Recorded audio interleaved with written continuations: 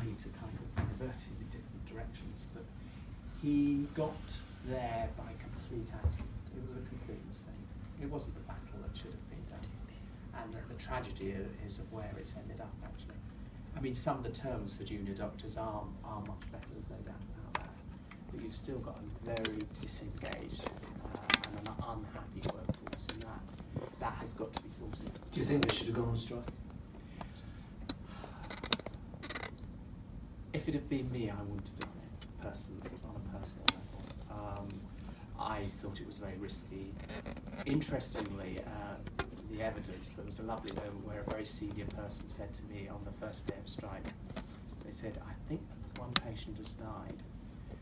And I looked at this person, I said, don't you go out there and say it, because trust me, there's a lot of lives that have been saved on top of that. You put consultants at the front end. It was quite extraordinary, actually. There was a lovely conversation I had with some senior politicians the other day when they were terrified of the new oncoming winter crisis. And I said, look, you've got the solutions. The solutions. What happened when the junior doctors went on strike? Apart from the delays in outpatients, the hospitals, everyone I talked to said the hospitals were run beautifully. There's your answer. And the second answer, of course, I said to them also, was vaccinate everyone with flu vaccinations. You know, what is different in winter? Flu. Why don't you vaccinate the whole population? And you can do it at no extra cost. Cost of a vaccination from a chemist is £10. That is far, far cheaper than all the rubbish medicines you will buy will have no impact on your flu afterwards. You'll spend way over £10. But we have this thing in this country that actually we can't even suggest that people should spend their own money on their own healthcare. Why have we got to that? It's crazy. It's the best money you can spend. Talking of back to the junior doctors, I always think a bottle of scotch is probably about the best thing you can do. But anyway, the junior doctors. We used to be able to describe that. Yes. In my day, sherry and whiskey, actually. And Guinness. My dad used to drink it. Yeah, and the bastards took it away. Yeah. How could I wonder they? why. I think they realised a lot of the doctors and nurses used to secretly take a swig. So, I mean, the junior doctors thing is not over, is it? No. I think, well, what was really interesting, so I can remember I flew down from holiday to get to the BMA Council meeting to vote against the 5-day strike. My estimation was 40% had agreed, and there must have been another 20 to 30% who were just angry and didn't disagree. And that clearly within a few days, tons and tons of emails coming in from doctors, junior doctors saying, no way, you're not going to do the 5-day strike. We spent, Terry and I spent a lot of time on the picket line, made some films and stuff. And what struck me was you got some highly intelligent youngsters on the picket line. They were mainly the younger junior doctors. You said, then why are you on strike? And they said, well, because it's not fair and it's not safe. And you said, okay, well, what isn't fair? Well, it isn't fair. Well, what isn't safe? Well, it's not safe because it isn't fair, and it's not fair. And you go around this sort of Kafka circle and you say, have you actually read David Dorton's letter? Have you looked at the contract? And they all said no. They didn't really know why they were on strike. Okay, so my initial reaction when it first blew up, is I can remember ringing my son round as a nice young radical Corbynist, vegan and everything. Great. That's what you should be at that age. You're supposed to become more sensible when you get to our age. Okay, fine. My past is not flashing before me. But so I said to him, and it was a bit like what the consultants did in our day. Actually, the consultants were the problem in our day in 1989. 74, there was a strike in 74, wasn't they? it? They went on strike. In 89, we didn't. The consultants were the issue. They said we did it in our day. What's the problem? And there was a bit of that coming from my generation. So I said to my son, tell me what life is like. Find out from your friends. And I tell you what's really different is that in our day, yes, we work long hours, but I can remember in the hospital, I said it, we lived on site in a mess. We had meals. We weren't just eating Mars bars.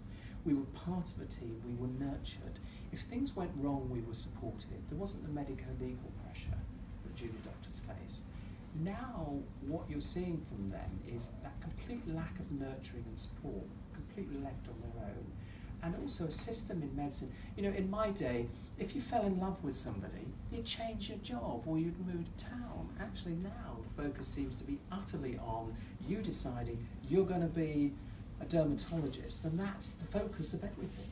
And that's not how life works. And it's awful how we put the pressure on everyone to be a specialist. And that, by the way, is one of the biggest problems we face. I don't actually call them specialists anymore, I call them partialists. And that defines the problem. That's where we've invested all the time and energy. And the cost to that is to move us all away from a holistic approach to medicine, so that a doctor is just about your knee or your liver. That's not medicine. And we know it's not medicine because actually, as the ageing population happens, you need to be able to manage a whole raft of illnesses at the same time. And part of the problem is it not the way doctors are trained now, because the rotations are much shorter and quicker. They don't settle anywhere. They don't have a chance to connect with the hospital that they're working in. Yeah. So they're very much sort of transient, and that's a bad thing. Yeah, you don't feel part of something. You don't feel it's your home. And I think that's a real problem. And that, I think, is quite devastating for junior doctors. So that's the thing that needs to be solved. Yeah, and of course we need more of them. We've got more doctors than we've ever had, but we don't have enough. Yeah, no, we're about 500 short of FO1. Although Bulgaria now is potentially, there's lots of English students going out there and training there and ready to come back and be doctors. Really? I wanted to talk to you as well about the work that you've done about inclusion. Yeah. And you tell the audience the story of when you applied for different jobs. Nadine and Roger will know this is a great story because they were part of it. So Anis Ismail, Professor Ismail, who's a great friend of mine, he's a professor in Manchester. He was also the advisor to the Shipman Inquiry, and we were chatting one day. We were part of the Medical Practitioners Union, and he said to me, you know, when it comes to shortlisting, I was talking to a surgeon the other day in the operating theatre. Now, if you know surgeons in the operating theatre, then they say what they think. It's quite funny at times, actually. And he said, well, when it comes to shortlisting, it's quite simple. If the candidate's got an Indian surname, I put it in a separate file in the bin. And he said this to Anis, okay. And so Anis told me this, and I said, you know, we've got to do something about it. I said, well, why don't we send fake applications? The only difference is one has an English traditional surname, one has an Indian surname. And we did. And we found that you're half as likely to get an offer for a job just having an Indian surname. What was extraordinary was that Anis and I got arrested, charged with fraud. And I remember the policeman coming round to my house. Rao was now a junior doctor, who was in my arms. He was about 6 weeks old. And two lovely policemen, actually, who knew me from casualty and sort of said, oh, I really apologise, Sam. You know, we've been sent around to arrest you. And we had a long chat and a discussion. That wasn't the first time I'd been arrested by the police. I used to be a graffiti artist, tobacco persons. In fact, there's a lovely moment. We're sponsored by Mulberry, do you know? No, we're not. No. One of my funniest moments was about 6 or 7 years ago when I applied to be a member of the GMC Council, and it was Graham Cato who interviewed me, and there was two very senior lay interviewers. And the interview went really well. You know, I'd been a CHI commissioner, the predecessor of CQC, so I had everything in my CV. And then the killer question at the end, it said, is there anything, if it came out, would be embarrassing to the organisation? So I looked at Graham and I said, yes, actually, I've got a caution for criminal damage. I've been arrested and charged with fraud, and I've been admonished by the GMC. Where would you like me to start? It was so funny. Because the caution was, as a junior doctor, I'd graffitied cigarette advertisements. I've still got them. I must publish them. I've got all the pictures. Yeah, let us have them. We'll publish them.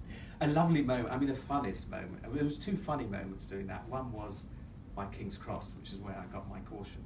I got bundled into the car by the policeman, and they sort of halfway down the road, they then said, "Well, yeah, what do? You know, you vandal or whatever." I said, "Well, I'm a young doctor." And then he said to me, well, don't you think it's cowardly to go out and do this at night? And I said, well, it's really difficult. I'm so busy working during the day. It's really spare time I've got. It's the most bizarre conversations. So what did you write on the... Oh, the whole idea was to write something funny. So, because like it's smoking kills? No. Do you remember the lions, the two male lions? there are kings and there are super kings. Do you remember that ad? There's two male proud lads. And so one of them, I did a little bubble which said, there are kings and there are super kings, was the caption. And the little bubble from one of the male lads to another one was, I'd rather have a super queen. Or I'd rather have a joint mate. You know, so the whole idea was just destroy, do you know what I mean, the image they were trying to create with something funny. Occasionally we would egg bomb them. Ping pong, I should teach them that. It's bringing back memories from a long time ago. Take an egg, get a 30mm syringe with a white needle, okay? Turn it around, you make a nice hole in the top of the egg, and then you blow air into the egg, and it empties the egg. Then you fill it full of paint, watered down paint, seal it with a camp wax. But you shouldn't do that. It'll be taken off the airwaves. Yeah. And so anyway, so tell me, so you were arrested? What? So they came. So we were arrested and charged with fraud because it's really interesting. They couldn't prove that you got any fiduciary benefit, could you? Well, it's not just that in fraud. It's really interesting. So it was useful. I was a lawyer because you can disadvantage somebody else. So their argument was that we'd stop somebody else from being shortlisted. Now, why we got off was we immediately turned to the hospital and said we don't want to come to you. Right. So they couldn't bring that argument. But then, of course, the GMC wrote us a stinking letter. This is when we were admonished and said, yeah, this is outrageous behaviour and everything like that. You know, and we said, well, actually, so what are you going to do about the doctors who've done the discriminating? And they said, nothing. We haven't had any complaints. That's when we investigated them. So we did a Dispatches TV programme, and we found they were far more likely to discipline ethnic minority doctors and give them a more serious charge. So as I say, the interview was really funny, but guess what? They appointed me. And I thought, good for you, good for you. I think they'd recognised that Anise and I had a lot of support and following from ethnic minority doctors, and that actually gave quite a strong message to ethnic minority doctors. If I was going to be part, or Anise would be part of the GMC. As Periscope won't know this, but Roger Klein's in the audience tonight, who's written the seminal Snowy White Peaks report. And it just, I remember one night, I had a very close friend who was a senior HR manager in the NHS. I won't mention his name, but he was black. And we stopped at a restaurant on the way back from a meeting, and I was in the car. I said, pop in, see if they've got a table, I'll park up. And he came out and he said, there are no tables. And I looked through the window, I could see there were plenty of tables. So I parked the car, went in, I said, we've got a table for two, and they said, yeah, sure, would you like to sit? So I brought it back in, and I said, you know what, you can stick the table up your backside, because I wouldn't eat here if it's the last place on earth. It was clearly a piece of prejudice, and it's the first time I'm all right because I'm white. It's the first time in my life I'd come across prejudice like that, and I was stunned. And it was a big wake-up call for me. But we still have the problem. It's obvious we still have a problem. Interesting development, the FT this week, the diversity project in the city. Some of the big accountancy and venture cap companies are now starting to do reports on diversity and so on. But I suppose I led a sheltered life, you know, and I'd grown up with in a mixed neighbourhood. I just find it astonishing that we're still in 2016 having to bother with this. I think the truth is, actually, I think what Anise and I learnt over the years was we all discriminate, and you have to work hard at not doing it. Well, you have to have you can have preferences, but you can't have prejudices. Well, so where does it sink into just a preference? Do you know what I mean? I think. Well, if you're my GP, right? You're a grumpy old white man, okay? And you look after me for years, and you retire. And I go down one day to see you, and you've retired, and they've got Jennifer Brown, who's your replacement. And I'm sitting there talking to my granddaughter about a spot on my thing. I don't want to do that. Is that discriminating against women in medicine, or is that prejudice, or is that just a preference? I think it's just an old person that doesn't want change. Couldn't resist that one. That's told me. No, you have to help people on that journey. So people find change and difference difficult to cope with. I remember when I started as a doctor, as a GP, they said, oh, you're